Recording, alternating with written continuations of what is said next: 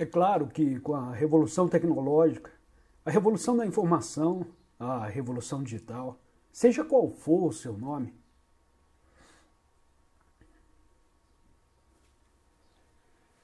há uma enorme quantidade de conhecimento disponível para todos. Quase todo o conhecimento do mundo. E há a interligação entre as pessoas e assim por diante.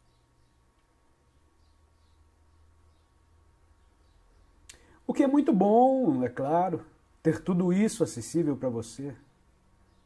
Há um perigo, porém, de que você se afogue em informação demais e conhecimento demais.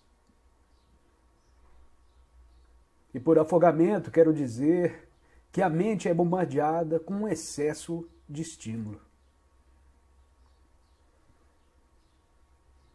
E, portanto, você perde algo que é essencial para uma vida humana para ser verdadeiramente cumprida.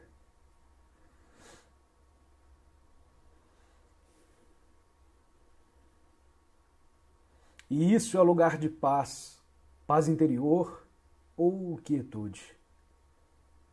O lugar que se poderia descrever como a fonte de toda a inteligência que muitas pessoas não realmente, nem sequer percebem que existe dentro delas. Então eu gostaria de falar um pouco sobre isso, que realmente estamos falando sobre o núcleo do que a espiritualidade significa. Espiritualidade não é ter uma estrutura de crença particular, não é se subscrever a um determinado conjunto de pensamentos. Espiritualidade é descobrir uma dimensão dentro de si mesmo. Isso é, podemos dizer mais profundo ou mais alto do que o movimento contínuo do pensamento.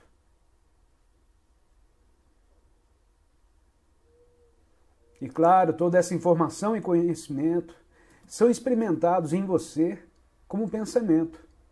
Então a mente pensante sempre foi ativa por muitos milhares de anos nos seres humanos.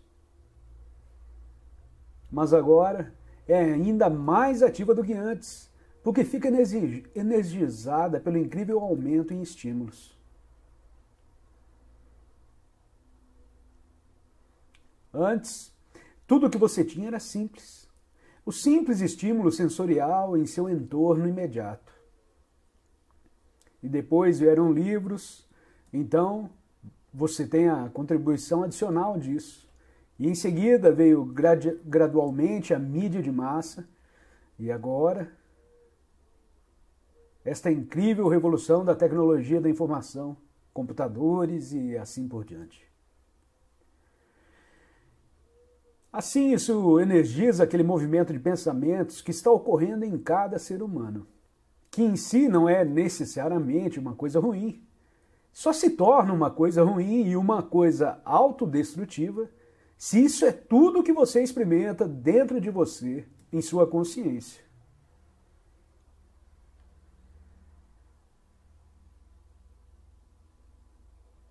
Se tudo que você experimenta é isso, eu chamo às vezes de ruído mental. Então você começa a derivar sua identidade dos pensamentos em sua cabeça. O que os pensamentos te dizem sobre você mesmo. E você está preso nessa identidade que é baseada na identificação com o pensamento. Todos os ensinamentos espirituais apontam para a possibilidade de encontrar algo em que você é mais profundo do que pensar. Um espaço.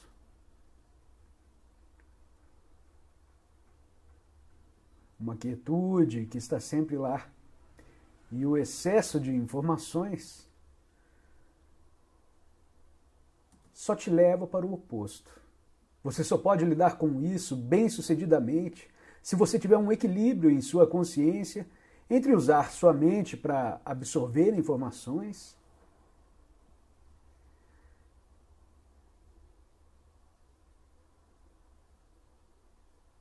para colocar novas informações, para trabalhar com as informações que você ingeriu e os estímulos, Se você tem um equilíbrio entre isso e algo que é mais profundo do que o pensamento em você, e na verdade, em vez de lhe dar novos conhecimentos aqui, eu não quero fazer isso porque eu não quero acrescentar ao conhecimento que você está acolhendo, que é, de qualquer forma, muito mais do que você precisa. Mas peço para você que tente sempre procurar o silêncio, o espaço que está constantemente dentro de você.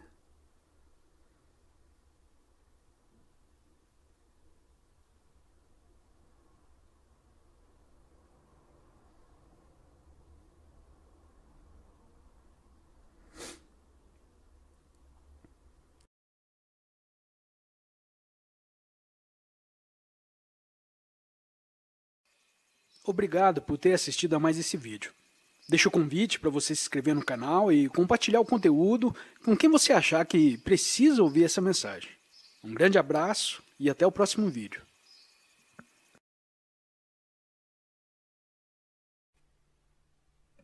Ouvir um pensamento significa que você está consciente, não só do pensamento, mas também de você mesmo, como uma testemunha daquele pensamento. Isso acontece porque uma nova dimensão da consciência acabou de surgir.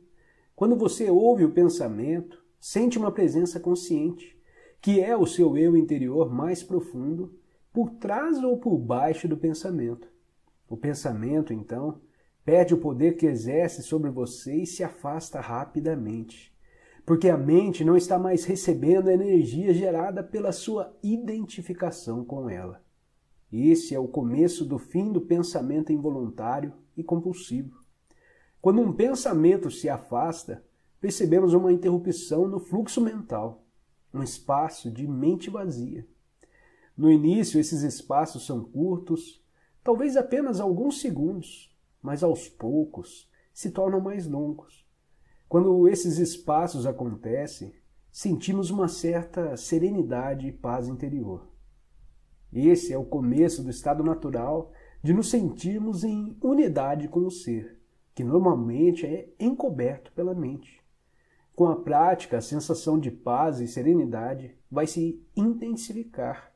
Na verdade, essa intensidade não tem fim.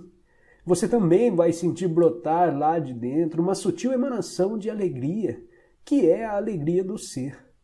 Não se trata de um estado de transe, nada disso. Se o preço da paz fosse a perda da consciência e o preço da serenidade, uma falta de vitalidade e de vivacidade, então não valeria a pena. É exatamente o oposto. Nesse estado de conexão interior, ficamos muito mais alertas, estamos presentes por inteiro. Ao penetrarmos mais profundamente nessa área de mente vazia, como ela às vezes é chamada no Oriente, começamos a perceber o estado de pura consciência. Neste estado, sentimos a nossa própria presença com tal intensidade e alegria que os pensamentos, as emoções, nosso corpo, o mundo exterior, tudo se torna insignificante comparado a ele. No entanto, não é um estado egoísta e sim generoso. Ele nos transporta para um ponto além do que antes julgávamos ser o nosso eu interior. Essa presença é essencialmente você e, ao mesmo tempo, muito maior do que você. Em vez de observar o pensador, podemos também criar um espaço no fluxo da mente, direcionando o foco da nossa atenção para o agora. Torne-se consciente do momento. Isso é profundamente gratificante de se fazer. Agindo assim, desviamos a consciência para longe da atividade da mente e criamos um espaço de mente vazia, em que ficamos extremamente alertas e conscientes, mas sem pensar. Essa é a essência da meditação. Na vida diária é possível pôr isso em prática, dando total atenção a qualquer atividade rotineira, normalmente considerada como apenas um meio para atingir um objetivo, de modo a transformá-la em um fim em si mesma. Por exemplo, todas as vezes que você subir ou descer as escadas, em casa ou no trabalho, preste muita atenção a cada passo, a cada movimento, até mesmo a sua respiração. Esteja totalmente presente. ou quando lavar as mãos, preste atenção a todas as sensações provocadas por essa atividade, como o som e o contato da água, o movimento das suas mãos, o cheiro do sabonete e assim por diante. Ou então, quando entrar em seu carro, pare por alguns segundos depois que fechar a porta e observe o fluxo da sua respiração. Tome consciência, dê um silencioso, mas poderoso sentido de presença. Para medir sem errar o seu sucesso nessa prática, verifique o grau de paz dentro de você. Portanto, o passo mais importante na caminhada em direção à iluminação é aprendermos a nos dissociar de nossas mentes. Todas as vezes que criamos um espaço no fluxo do pensamento, a luz da nossa consciência fica mais forte. Um dia, você pode se surpreender sorrindo para a voz dentro da sua cabeça, como sorriria para as travessuras de uma criança. Isso significa que você não está mais levando tão a sério o que vai pela mente, pois o seu interior não depende dela.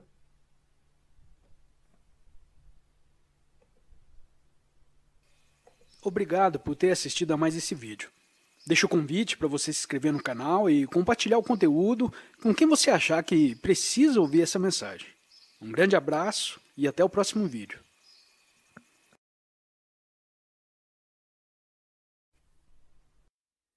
O sofrimento, em geral, tem um aspecto coletivo e um individual. O aspecto pessoal é o resíduo acumulado de problemas e sofrimentos emocionais que a própria pessoa vivenciou no passado. O aspecto coletivo é o sofrimento acumulado na psique da humanidade por milhares de anos, através de doenças, torturas, guerras, assassinatos, crueldades, loucuras e etc. O sofrimento de cada um de nós também participa desse sofrimento coletivo. Por exemplo, certas raças ou países, onde ocorrem formas extremas de lutas e de violência, possuem um sofrimento coletivo mais intenso do que outros. Qualquer pessoa com um forte sofrimento e sem consciência bastante para se desligar dele, não só será forçada, de modo contínuo ou periódico, a reviver o sofrimento emocional, mas também pode facilmente se tornar autor ou vítima da violência. Por outro lado, essas pessoas também podem estar potencialmente mais próximas da iluminação.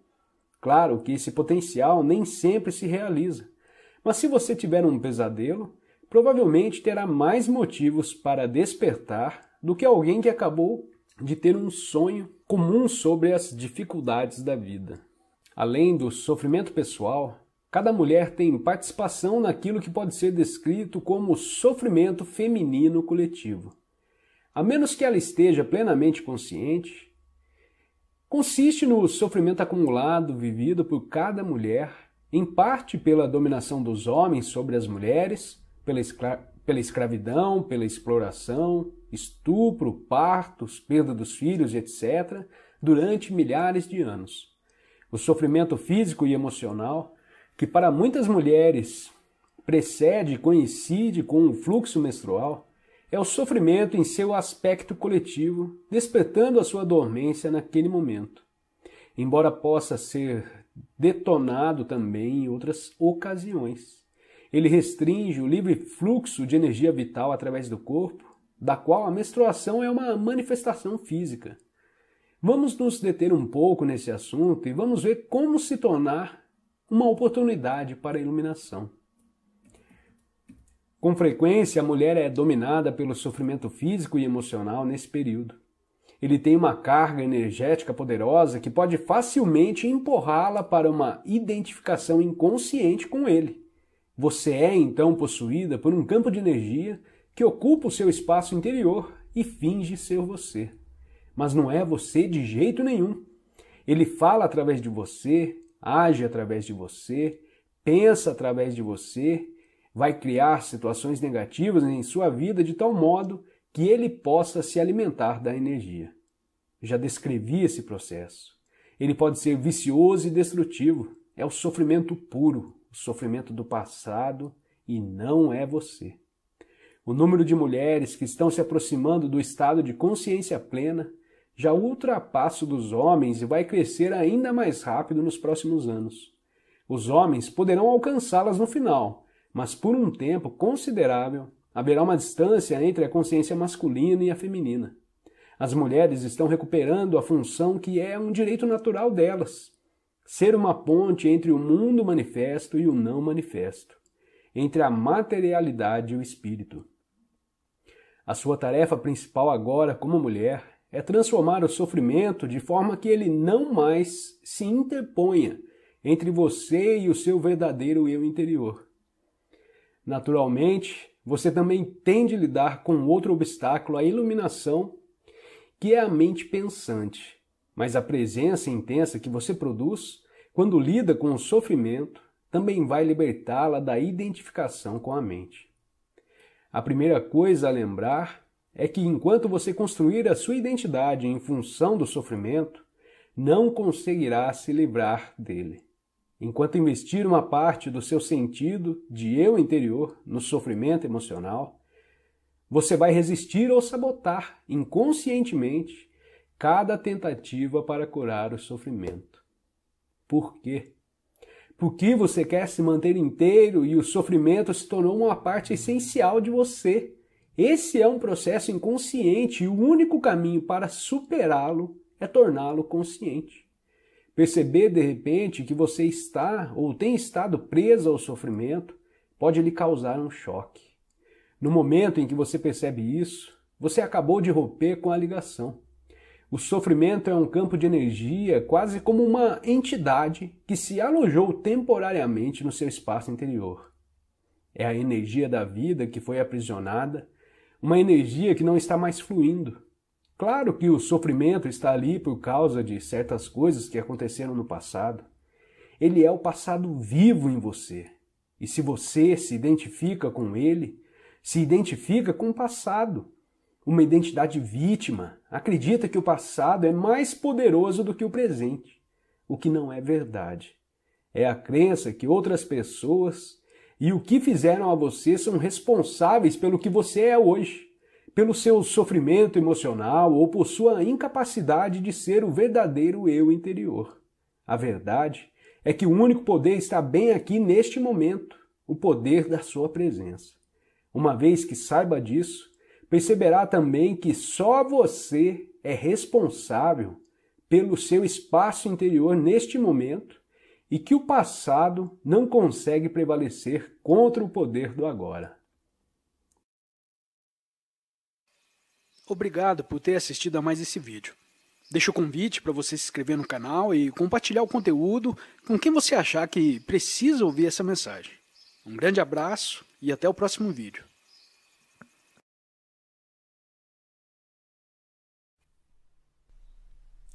Pense agora no seguinte: se não existe nada, só o silêncio, ele não teria nenhum significado, porque nem ia saber o que era aquilo.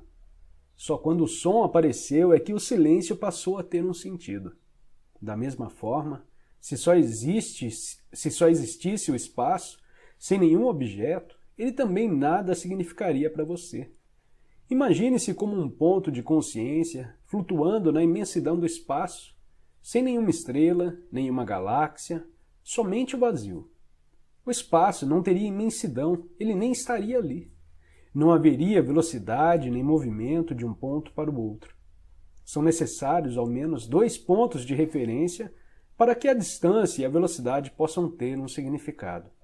O espaço só passa a ter um significado no momento em que a unidade se transforma em 2, e em que, como 2, se transformam em 10.000 coisas, que é como Lao Tse chama o mundo manifesto. É assim que o espaço se amplia cada vez mais. Portanto, o mundo e o espaço surgem no mesmo momento. Nada poderia ser sem que houvesse o espaço, ainda que o espaço não seja nada. Mesmo antes que o mundo existisse, antes do Big Bang, se você preferir, não existia nenhum espaço vazio esperando para ser preenchido. Não existia nenhum espaço, assim como não existia coisa alguma. Só existia o não manifesto, a unidade.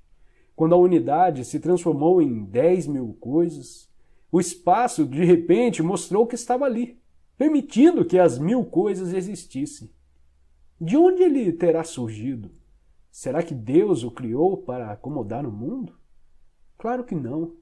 O espaço é coisa nenhuma. Portanto, ele nunca foi criado. Saia de casa em uma noite clara e olhe para o céu. Os milhares de estrelas que podemos ver a olho nu não passam de uma fração infinitesimal do que existe lá por cima. Os telescópios mais potentes já conseguem identificar 1 bilhão de galáxias, cada uma formando um mundo isolado, contendo cada um bilhões e bilhões de estrelas. Ainda assim, o que inspira mais respeito é o próprio espaço sem fim, a profundidade e a quietude que possibilitam que toda essa grandeza exista. Nada poderia inspirar mais respeito e grandiosidade do que a inconcebível imensidão e quietude do espaço. E ainda assim, o que ele é? Um vazio, um imenso vazio. Aquilo que se apresenta para nós como espaço, no nosso mundo percebido através da mente e dos sentidos, é a forma exteriorizada do próprio não manifesto. É o corpo de Deus. É o grande milagre. E o grande milagre é que essa quietude e imensidão que permitem o universo ser, não estão apenas lá no espaço, estão também dentro de nós. Quando estamos inteiro e totalmente presentes, nós o encontramos como espaço interior e sereno da mente vazia. Dentro de nós, ele é imenso em profundidade, não em extensão. A extensão espacial é, em última análise, uma percepção distorcida da profundidade infinita, uma característica da realidade transcendental única. O espaço e o tempo que percebemos são, em essência, uma ilusão, mas contêm um cerne de verdade. Correspondem às duas características essenciais de Deus, que são a infinitude e a eternidade, vistas como se tivessem uma existência externa fora de nós. Dentro de nós, o espaço e o tempo possuem um equivalente que nos revela não só a verdadeira natureza de cada um deles, como também a de cada um de nós. Enquanto o espaço corresponde à quietude, à infinitamente profunda região da mente vazia, o tempo tem o seu equivalente interno na presença, na percepção do eterno agora. Lembre-se de que não há diferença entre os dois. Quando o espaço e o tempo são percebidos, em nosso interior como não manifesto, mente vazia e presença, o espaço exterior e o tempo continuam a existir para nós, mas perdem a importância. O mundo também continua a existir para nós, mas não nos impõe mais restrições. Portanto, o objetivo final do mundo não está dentro do mundo, mas na transcendência do mundo. Assim como nós não teríamos consciência do espaço se não houvesse objetos no espaço. O mundo é necessário para que o não manifesto seja percebido. Talvez você tenha ouvido o ensinamento budista. Se não houvesse ilusão, não haveria iluminação.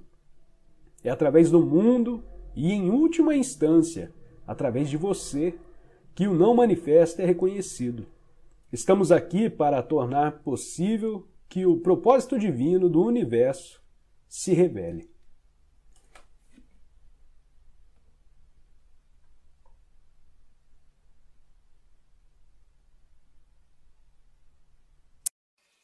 Obrigado por ter assistido a mais esse vídeo.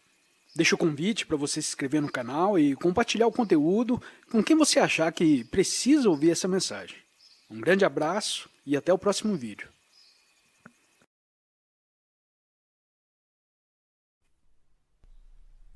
Pense agora no seguinte: se não existe nada, só o silêncio, ele não teria nenhum significado, porque nem ia saber o que era aquilo. Só quando o som apareceu é que o silêncio passou a ter um sentido. Da mesma forma, se só existisse o espaço, sem nenhum objeto, ele também nada significaria para você. Imagine-se como um ponto de consciência flutuando na imensidão do espaço, sem nenhuma estrela, nenhuma galáxia, somente o vazio. O espaço não teria imensidão, ele nem estaria ali. Não haveria velocidade nem movimento de um ponto para o outro. São necessários ao menos 2 pontos de referência para que a distância e a velocidade possam ter um significado. O espaço só passa a ter um significado no momento em que a unidade se transforma em 2, e em que, como 2, se transformam em 10.000 coisas, que é como Lao Tse chama o mundo manifesto. É assim que o espaço se amplia cada vez mais. Portanto, o mundo e o espaço surgem no mesmo momento. Nada poderia ser sem que houvesse o espaço, ainda que o espaço não seja nada. Mesmo antes que o mundo existisse, antes do Big Bang, se você preferir, não existia nenhum espaço vazio esperando para ser preenchido. Não existia nenhum espaço, assim como não existia coisa alguma. Só existia o não manifesto, a unidade. Quando a unidade se transformou em 10.000 coisas, o espaço, de repente, mostrou que estava ali, permitindo que as 1.000 coisas existissem. De onde ele terá surgido? Será que Deus o criou para acomodar o mundo? Claro que não. O espaço é coisa nenhuma. Portanto, ele nunca foi criado. Saia de casa em uma noite clara e olhe para o céu. Os milhares de estrelas que podemos ver a olho nu não passam de uma fração infinitesimal do que existe lá por cima. Os telescópios mais potentes já conseguem identificar 1 bilhão de galáxias, cada uma formando um mundo isolado, contendo cada um bilhões e bilhões de estrelas. Ainda assim, o que inspira mais respeito é o próprio espaço sem fim, a profundidade e a quietude que possibilitam que toda essa grandeza exista. Nada poderia inspirar mais respeito e grandiosidade do que a inconcebível imensidão e quietude do espaço. E ainda assim, o que ele é? Um vazio, um imenso vazio. Aquilo que se apresenta para nós como espaço, no nosso mundo percebido através da mente e dos sentidos, é a forma exteriorizada do próprio não manifesto. É o corpo de Deus. É o grande milagre. E o grande milagre é que essa quietude e imensidão que permitem o universo ser, não estão apenas lá no espaço, estão também dentro de nós. Quando estamos inteira e totalmente presentes, nós o encontramos como espaço interior e sereno da mente vazia. Dentro de nós, ele é imenso em profundidade, não em extensão. A extensão espacial é, em última análise, uma percepção distorcida da profundidade infinita, uma característica da realidade transcendental única. O espaço e o tempo que percebemos são, em essência, uma ilusão, mas contêm um cerne de verdade. Correspondem às 2 características essenciais de Deus, que são a infinitude e a eternidade, vistas como se tivessem uma existência externa fora de nós. Dentro de nós, o espaço e o tempo possuem um equivalente que nos revela não só a verdadeira natureza de cada um deles, como também a de cada um de nós. Enquanto o espaço corresponde à quietude, à infinitamente profunda região da mente vazia, o tempo tem o seu equivalente interno na presença, na percepção do eterno agora. Lembre-se de que não há diferença entre os dois. Quando o espaço e o tempo são percebidos, em nosso interior como não manifesto, mente vazia e presença, o espaço exterior e o tempo continuam a existir para nós, mas perdem a importância. O mundo também continua a existir para nós, mas não nos impõe mais restrições. Portanto, o objetivo final do mundo não está dentro do mundo, mas na transcendência do mundo. Assim como nós não teríamos consciência do espaço se não houvesse objetos no espaço. O mundo é necessário para que o não manifesto seja percebido. Talvez você tenha ouvido o ensinamento budista. Se não houvesse ilusão, não haveria iluminação. É através do mundo e, em última instância, através de você, que o não manifesto é reconhecido. Estamos aqui para tornar possível que o propósito divino do universo se revele.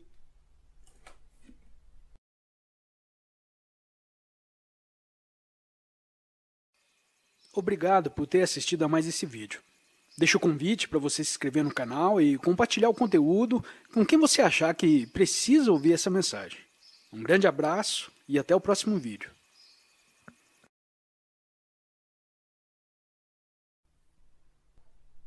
Comece por admitir que é resistência. Esteja lá quando a resistência aparecer. Observe de que modo a sua mente a cria, que nome dá à situação, a você mesmo ou aos outros. Observe o processo de pensamento envolvido.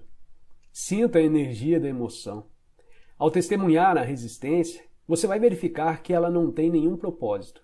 Ao focalizar toda a sua atenção no agora, a resistência inconsciente passa a ser consciente. E isso é o fim dela. Você não pode estar infeliz e consciente. Se há infelicidade, negatividade ou qualquer forma de sofrimento, significa que existe resistência. E a resistência é sempre inconsciente. Você escolheria a infelicidade? Se não escolheu, como ela apareceu? Qual é o propósito dela? Quem a está mantendo viva? Você diz que está consciente da sua infelicidade, mas a verdade é que você está identificado com ela e mantém vivo esse processo de identificação através de um pensamento compulsivo. Tudo isso é inconsciência. Se você estivesse consciente, quer dizer totalmente presente no agora, toda negatividade iria se dissolver quase instantaneamente. Ela não conseguiria sobreviver na sua presença. Só consegue sobreviver na sua ausência. Nem mesmo o sofrimento consegue sobreviver muito tempo diante da presença. Você mantém a infelicidade viva quando dá tempo a ela. Esse é o sangue dela.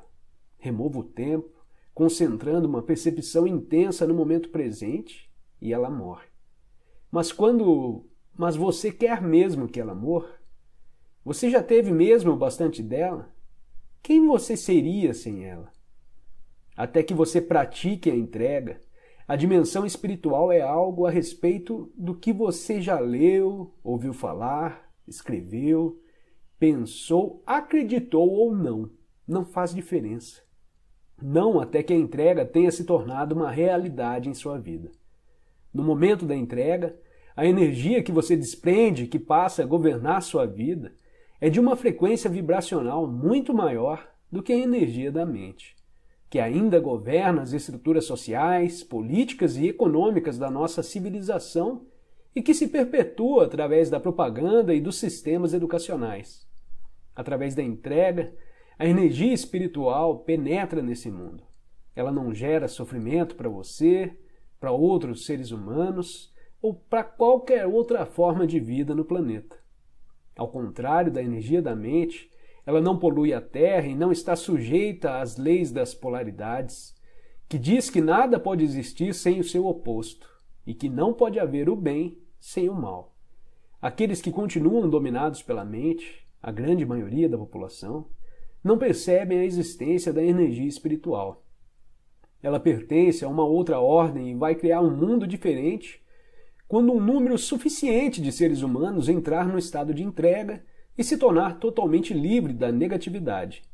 Se a Terra sobreviver, essa será a energia daqueles que a habitarem. Jesus se referiu a essa energia quando proferiu seu famoso e profético Sermão da Montanha. Bem-aventurados os mansos, porque herdarão a terra. É uma presença silenciosa, mas intensa, que dissolve os padrões inconscientes da mente. Eles podem até permanecer ativos por um tempo, mas não vão mais governar a sua vida. As condições externas que apresentavam uma resistência também tendem a mudar ou a se dissolver através da entrega. Essa energia é um poderoso agente transformador de situações e de pessoas. Caso as condições não mudem imediatamente, a sua aceitação do agora permite que você se coloque acima delas. De qualquer forma, você está livre.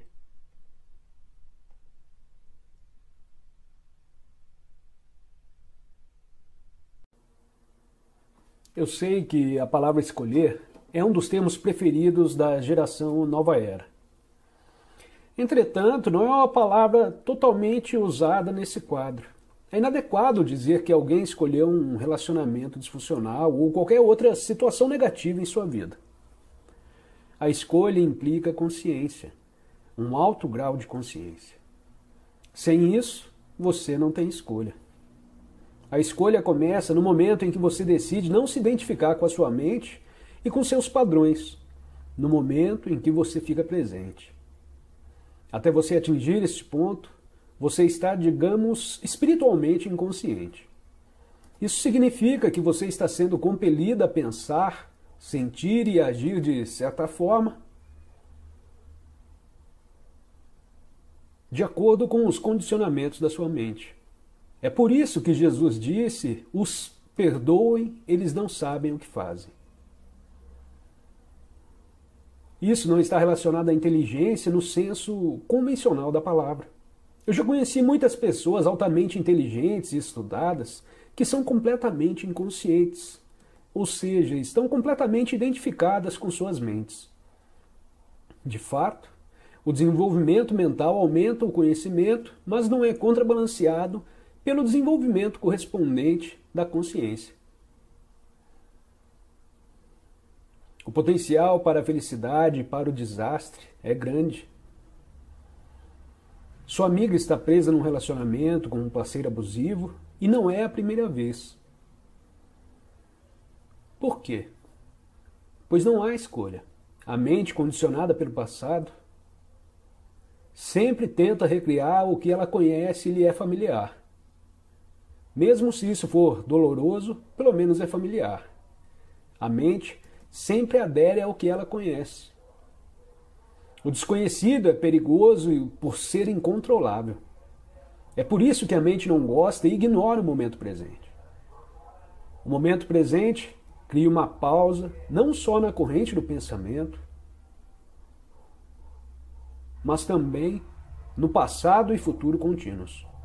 Nada verdadeiramente novo e criativo pode vir a este mundo se não for através do espaço vazio criado na mente, que cria espaço para infinitas possibilidades. Portanto, a sua amiga, identificada com sua mente, talvez esteja recriando um padrão aprendido no passado, com o qual está intimamente conectada. Alternativamente, ela pode estar agindo de acordo com um padrão mental aprendido na sua infância, em que ela se considera indigna e merece ser punida. É possível também que grande parte da sua vida seja vivida através de seu corpo de dor, que sempre procura mais dor para se alimentar. Seu parceiro tem seu próprio padrão inconsciente que complementa o dela. É claro que essa situação se cria por si mesma, mas quem ou o que é essa coisa que está criando? Um padrão mental, emocional do passado? Chega. Por que deixar o seu ser de fora? Se você falar que ela escolheu essa condição, essa situação condicional, estará reforçando seu estado mental de identificação com a mente. Mas ela é esse padrão mental? É ela mesma? Ela é sua identificação com o passado? Mostre para sua amiga como ser o observador presente por trás dos seus pensamentos e emoções.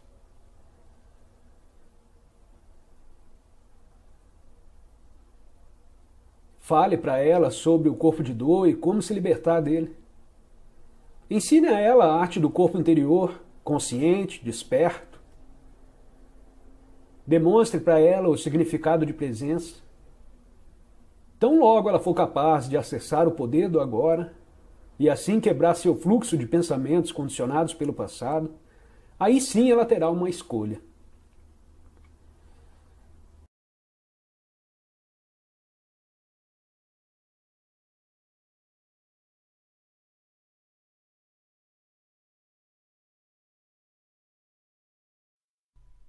Quietude. Quando você perde o contato com a quietude interior, você perdeu o contato com si mesmo. Quando você perde o contato com você mesmo, você perde o contato com o mundo inteiro. perde a sensação de seu ser mais profundo. O que é o que você verdadeiramente é? Este é o eu sou. Mais profundo que o nome ou a forma que você possui. Quietude é a sua natureza essencial. E o que é a quietude? Quietude é o mais profundo espaço de consciência que percebe essas palavras e as compreende. Sem essa consciência não há percepção, nem pensamentos, nem realidade. Você é essa consciência personificada, particularizada. Pensamentos são equivalentes aos ruídos internos. O silêncio externo é equivalente à quietude interior.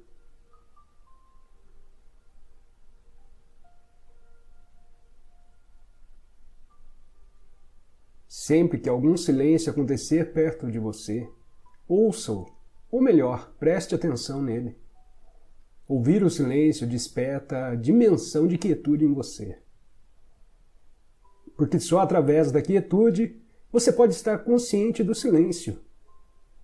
Olhe o momento em que o silêncio acontecer à sua volta. Você não estará pensando. Perceba como você estará consciente, mas não estará pensando. Quando você se torna consciente do silêncio, imediatamente acontece um estado de profunda consciência alerta. Você está presente e vencendo milhões de anos de condicionamentos mentais. Toda a natureza nos ensina sobre nossa quietude. Quando olhar um animal e perceber sua quietude, você está se tornando quietude também. Você conectou com ele em um nível muito profundo. Você sente a unicidade com o todo e percebe o todo através de si mesmo. Sentir a expansão da unicidade em você, unindo-se a todas as coisas, é o verdadeiro amor. Quem percebe é a consciência, que está olhando e também é a própria criação. Na Bíblia diz que Deus criou o mundo e viu que era bom. E isso que você vê quando olha o mundo, a partir da quietude interior.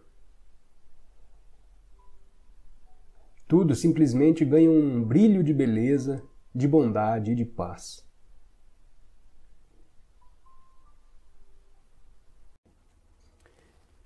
Eu tenho apenas uma coisa para mostrar-lhes ou ensinar-lhes.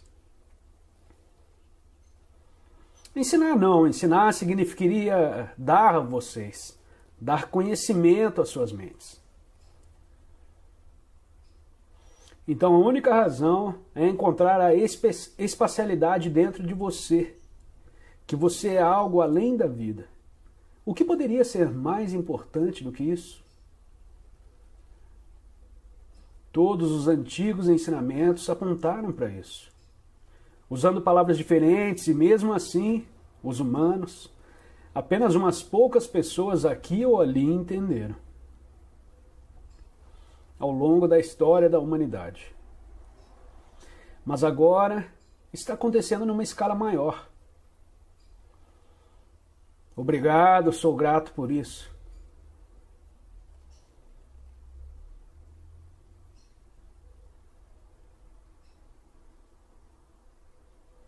Então agora, vamos experimentar um pouco da espacialidade. Por exemplo, agora, não precisa pensar. Aqui está o espaço, aqui está o pensamento e aqui está o espaço.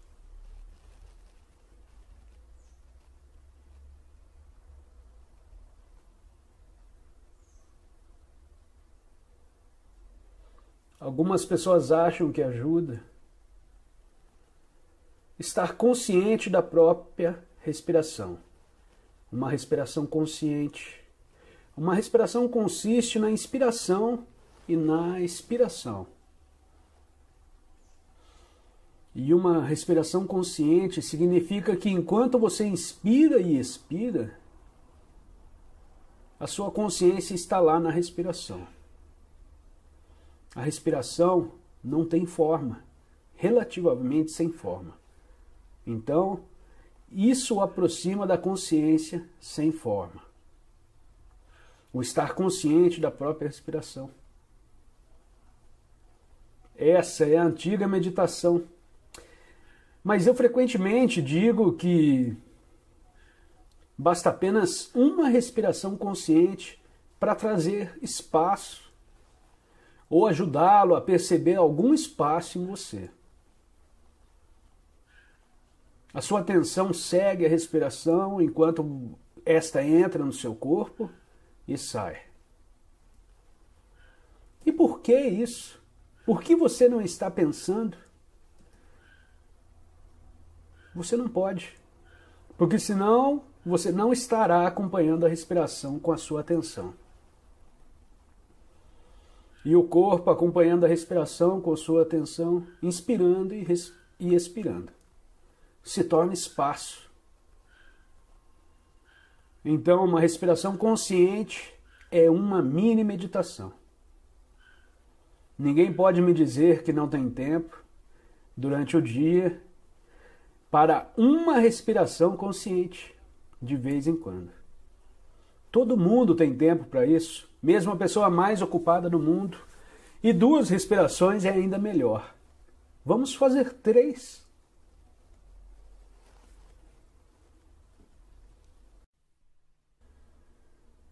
Ninguém escolhe relacionamentos disfuncionais, conflituosos ou que causam dor. Ninguém escolhe a insanidade. Essas situações ocorrem pois não há presença suficiente na pessoa para dissolver o passado. Não há luz o suficiente para iluminar a escuridão. Você não está inteiramente aqui. Você ainda não está completamente acordado. Nesse meio tempo, o condicionamento da mente está guiando a sua vida. E da mesma forma, se você é uma das muitas pessoas que tem questões, problemas com seus pais,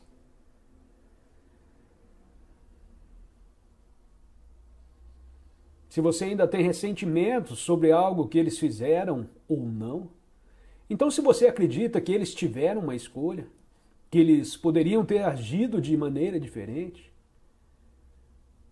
sempre parece que as pessoas têm uma escolha. Mas isso é uma ilusão. Enquanto sua mente, com seus condicionamentos, conduz a sua vida, você é a sua mente. Então, quais escolhas você tem? Nenhuma. Você sequer está lá. A mente se identifica com estados severamente disfuncionais. E é uma forma de insanidade. Quase todas as pessoas sofrem dessa doença em diversos níveis.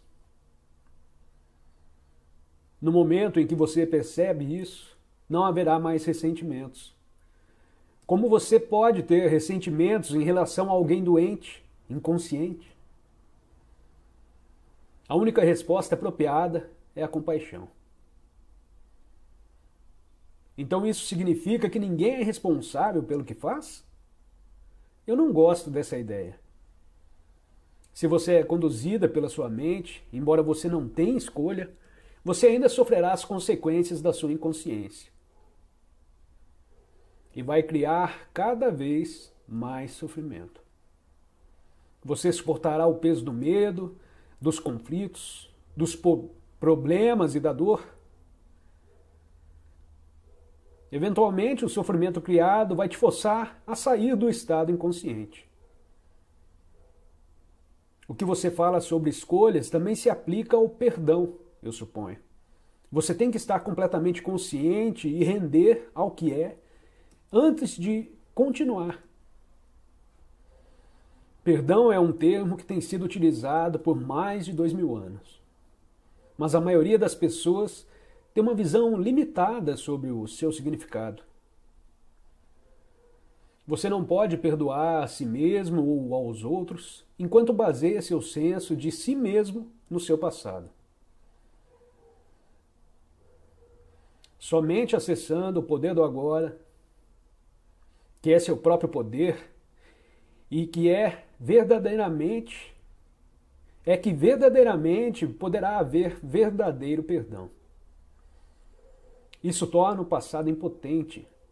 E você percebe profundamente que nada do que fez ou que fizeram para você poderia tocar mesmo numa mínima parte que compõe a essência radiante de quem você é.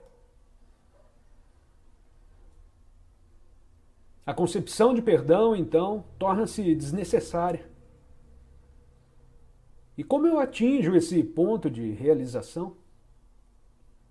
Quando você aceitar e se render àquilo que é e ficar completamente presente, o passado deixa de ter qualquer poder. Você não precisa mais dele. A presença é a chave. O agora é a chave. E como vou saber que eu aceitei ou me rendi?